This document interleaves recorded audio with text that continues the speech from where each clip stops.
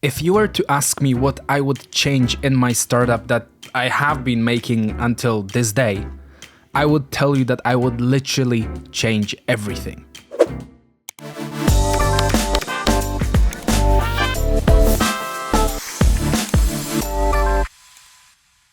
This video is sponsored by HubSpot. And continue watching to get access to a free marketing course later on, which will make you a lot of money. For those that haven't watched my previous videos, as a summary, what I was trying to do is create a software as a service, which then turned out to be a platform as a service, where I'm actually offering a platform for myself to host my own course, and then expand that into other creators being able to host their courses and sell them to possible viewers. And that way I wanted to bring some revenue and income and essentially make money. Now, the problem is that with my startup, I was so focused on the end product and I loved the whole experience of developing it. And I thought that I could literally program the whole world. I got so stuck up on the perfectionism and on perfecting every single pixel on the screen that I've literally made no progress. Now, yes, I've made beautiful login pages and beautiful sign-up forms and beautiful ways to check passwords and beautiful ways to enter card details for the user. The experience was absolutely fantastic, but I never went past the authentication stage. And then there was still authorization, there was still payment processing, there was still on-demand video streaming, the whole UI for the user to be able to follow the courses, personal settings and customization, and the list went on and on and on. Now, if I followed that tempo and I followed that development process, I literally wouldn't have gotten anywhere in the next couple of years. And that's where I made the mistake. I was too focused on pixel perfect development. I was too focused on the final dream end product, but I wasn't focused enough on the actual MVP. So the minimum viable product, the minimum platform that I could make that would have value, and then increment on that and then perfect it. But I needed that value platform first, which I didn't have because I wanted to reach that end goal straight away. Now, I've learned this through time. That end goal that I envisioned was just not getting any closer. I was making cool UI and great UX, but that goal, it wasn't there for me. And for those that know me, I have actually joined an actual startup 6 months ago. And I've learned so much critical things of how to run a startup and what to focus on. And there is this one quote that my CEO keeps telling me because he knows I like perfecting things. And he's like, Filip, done is better than perfect. And it's such a wise thing, especially in the software development business. You want to give the value to the audience and then you need to increment on that value. But first, that value has to be there before you do anything with the design, anything with any kind of user enhancements, any new features. You want the minimum viable product to be the cornerstone of your whole business, so you can actually start making money before you start incrementing and improving the actual software. So what is my plan and what are my next steps? Well, what I want to discuss in this particular video is how I plan to actually get going again and what tools I want to use and how I want to really speed up this whole process. And then I also really want to focus on marketing, specifically inbound marketing, which I'll tell you about a little bit later. That's really, really important to get your first steps into marketing and actually get those valuable customers. So let's jump into the Figma and let me actually show you what I've got so far and how I plan to change things. Now, what you'll be able to see here is a very, very basic design. This has no UI, no UX. This is just a very initial idea of what I want to achieve for my MVP1. And the basic things I need to have implemented for this to work so I can actually host my first course and so I can actually sell my first course and start making profit. What you see here is just an initial homepage. And the main important thing here is that I tell people what the course is, essentially. A description of the course. I'll probably give more information here, but the most important thing is that call to action, that button where they can actually go and purchase the course. And that's what I really want to highlight here. Now, once they click purchase course, they're actually going to be taken to the second screen. Now, this is nothing that I've built myself. This UI is pre-made, and I'm planning to use a developer tool that already exists out there for providing the authentication. And in this case, it can be services like Auth0 or Clerk.dev or Super Tokens. And there is a bunch of other authentication tools that allow me to do this very simply. One thing I want you to really notice in this design is the fact that there is no enter username and password, enter email or password. It's either logging in for socials or logging in for passwordless, meaning that if you log in for passwordless, you're going to get an authentication code into your inbox, which you'll need to confirm.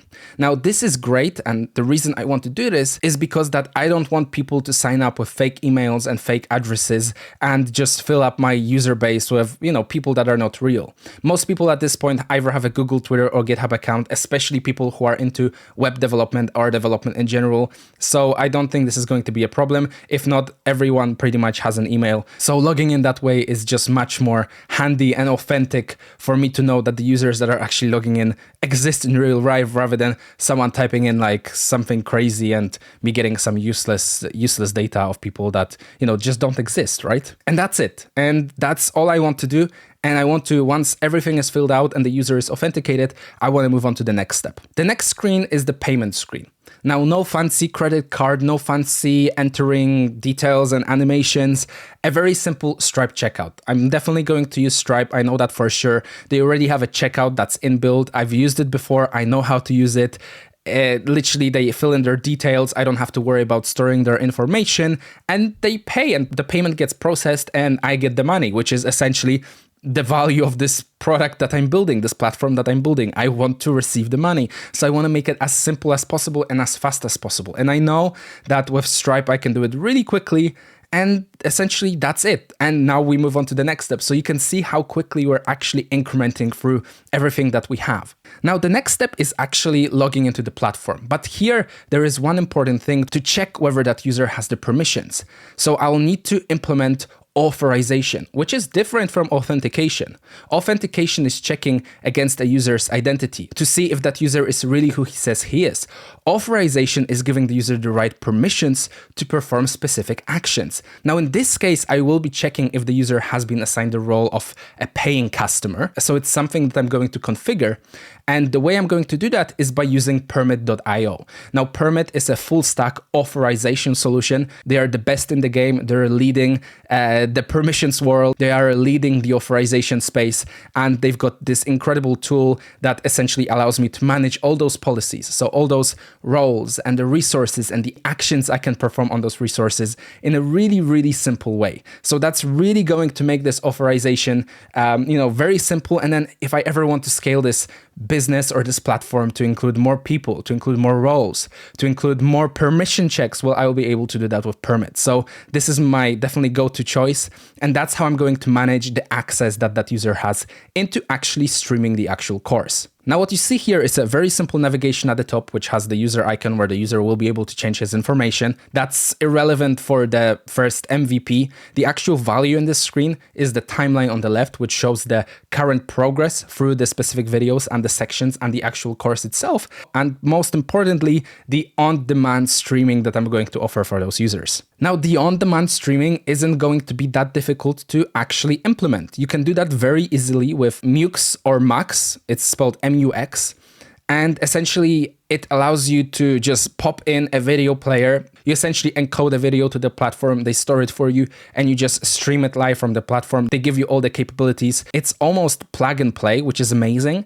And therefore here, what I will need to do myself is write some logic for the fact that if a video finishes, it moves on to the next one. It checks that video in green that it has been completed, and it kind of drives that user through that step-by-step process of completing the course and auto-playing the next video in that section. Now, on top of that, I also want to, for each video, to have the whole description underneath. So to have the whole guide of how to implement everything that we talk about in the video and give coding examples of how to do that. I know not everyone likes to physically copy code from an actual video. They want to, spend a little bit more time looking at it and then be able to copy it. So that will also be available below. But that is just very easy to implement because essentially that's taking the video and just writing out the structure, so nothing fancy here. Now, I hope that you've noticed a specific trend here. I hope that you did, because there is one.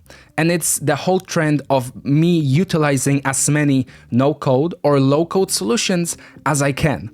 The cool thing about that is I saw a tweet the other day where someone posted that you can actually create a whole business with no-code solutions, from the marketing to the automation to the actual creating the website to managing payments and so on and so forth, literally by writing no code. Now here, of course, it's a little bit different because I want to write that code, but as you can see, there's so many solutions I've mentioned, and I'm super excited to chat in the comments and take your advice of maybe some solutions that you think might work better for me or not. But hopefully now that I've got this very clear plan and I know what I'm doing and I know maybe what tools I'm using for at least half of it, I think I'll be able to really increment it very quickly and get that final product, that final platform that has the value of me being able to host my course. And that's essentially what we are aiming for. And then we will be able to increment. Now, wrapping up this section, I want to jump into the section of marketing and how I plan to kind of get this out there to the audience. Now, the first thing is, yes, I've got my YouTube channel, and yes, I've got a bunch of people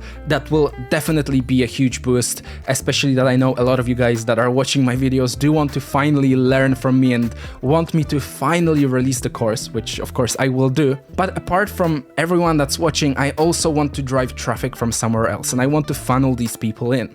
And I can do that with inbound marketing. Now, as a tech startup, it's very important to reach your target audience and engage them in such a way that helps you grow your business and allows you to show them the value that you actually offer. And this is actually the whole trick of inbound marketing that I want to share with you guys today. Now, there is a course that I've watched on this in the description. It's a course by HubSpot. They do an amazing job of explaining it. It's absolutely free, so you should definitely check it out. But let me kind of give you my standpoint on it, and then you can continue with the free course below. Inbound marketing can be crucial to a tech startup in several ways. First of all, it can help you generate more leads and increase your customer base. By creating valuable content that speaks to your target audience, you can attract potential customers and nurture them through that sales funnel. Secondly, inbound marketing can improve your search engine rankings and therefore website traffic. And I bet you didn't know that, and it's actually really true. By consistently creating that high quality content and optimizing it for search engines, which you can do with ChatGPT, by the way,